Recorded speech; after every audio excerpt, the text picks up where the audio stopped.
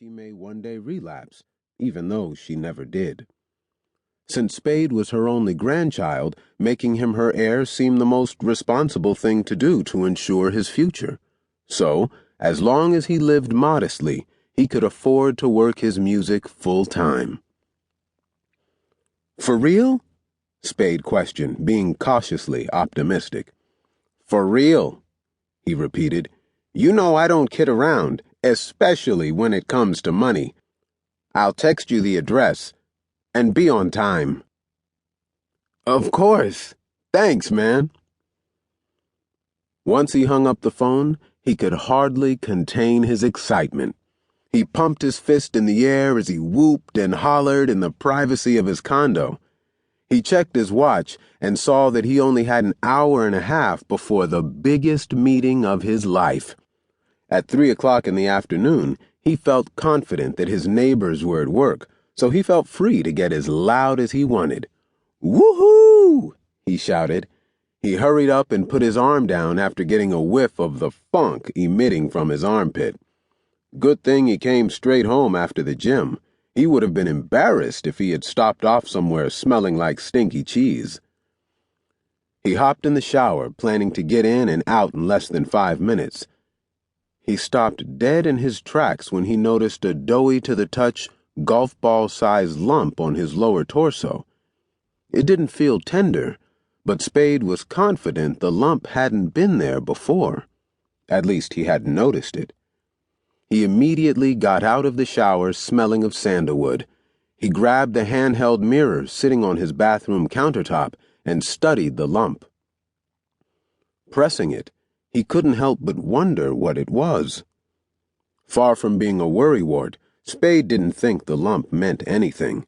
He figured he probably had a small cyst that could easily be removed, so he called his doctor to make an appointment. The physician's assistant on the other end told him, "Would it be possible for you to come in today?" Not a snowball's chance in a volcano. His meeting today was too important. Not that his health wasn't, but the lump wasn't bothering him. It didn't hurt. Whatever the lump was, Spade was certain waiting a few more days wasn't going to make a difference. "Sorry, I can't. I have an important meeting scheduled. I can't miss it." The PA seemed reluctant. "Okay, but you really need to get this checked out ASAP. What about first thing Monday morning?" "I can do that." The PA scheduled the appointment, and Spade went on about his business. He brushed his freshly cut afro temp with a curly look to it and got dressed in a suit and tie. As hot as it was outside in the month of May, Spade sacrificed his comfort in favor of professionalism. He figured Jay-Z and Diddy wouldn't show up at a business meeting with the bigwigs looking thugged out, so neither would he. Thinking about what this meeting could mean for his future put a huge smile on his face. He went to his meeting feeling like the shot caller he aspired to be one day. When he arrived, his manager and the attorney were already there waiting.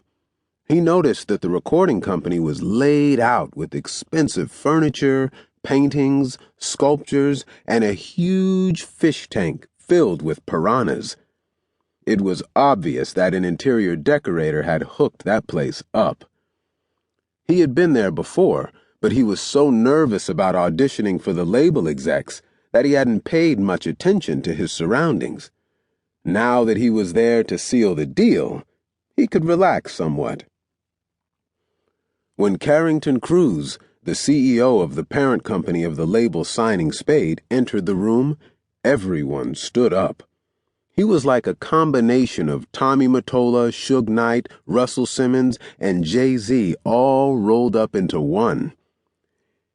He had this air about him that could intimidate even the hardest thug on the street or locked up.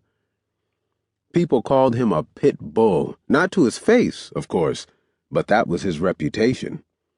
Spade noticed how everyone called him Mr. Kruse out of respect and jumped every time he made a move. Dude reeked of money. He looked like he wiped his butt with $100 bills. "Spade,"